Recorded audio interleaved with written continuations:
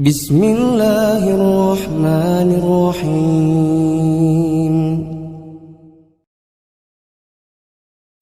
Amalan apa yang disyariatkan di dalam bulan Zulhijjah?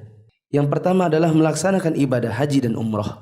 Al-umratu ila al-umrati kafaratun lima bainahuma wa al-hajjul mabrur laisa lahu jazaa'un illa al-jannah. Nabi sallallahu alaihi wasallam mengatakan umrah yang satu ke umrah yang berikutnya merupakan penebus dosa yang dikerjakan di antara kedua umrah tersebut. Dan haji yang mabrur tidak ada balasan yang lain untuknya kecuali surga. Al-Imam An-Nawawi berkata, untuk haji yang mabrur, untuk orang yang haji mabrur, sekedar diampuni dosa enggak cukup. Bagi mereka ada balasan yang lebih pantas dari sekedar pengampunan dosa, yaitu ditempatkan, dimasukkan ke dalam surga. Yang kedua adalah berpuasa dari tanggal 1 sampai dengan 9 Zulhijjah. Bila tidak bisa, maka terutama yang tanggal 9, yaitu hari Arafah. Nabi SAW mengatakan, "Shaumu Arafata yukaffiru as-sanatal madiyah wal baqiyah." Nabi SAW mengatakan bahwa berpuasa di hari Arafah bisa menghapuskan dosa 1 tahun yang lalu dan 1 tahun yang akan datang. Tapi tidaklah bermakna kalau sudah puasa Arafah berarti besok sampai setahun ke depan bebas melakukan dosa. Yuk zina, janganlah. Tidak apa-apa, kan kemarin sudah puasa Arafah. Maka ini menempatkan amalan tidak pada tempatnya. Dan harus diketahui bahwa tidak ada dosa yang dihapuskan dengan sekedar beramal kecuali sekedar dosa kecil. Dosa kecil yang bisa dihapuskan hanya dengan sekedar pakai amalan. Adapun dosa besar tidak bisa diampuni hanya dengan sekedar beramal. Maka sholat 5 waktu